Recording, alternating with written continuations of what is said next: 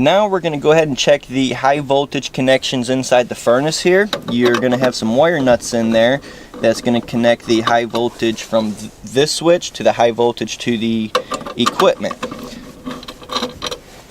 And what we want to check for is any kind of burn marks, anything that appears to be smoke. We're going to check to make sure the wire nuts are tight.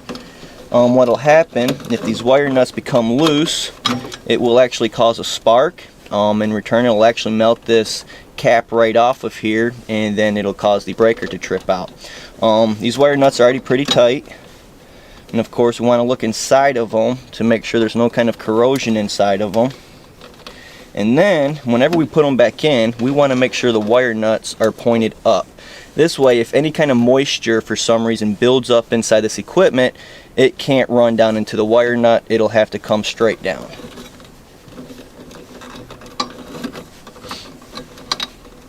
And that in there looks fine.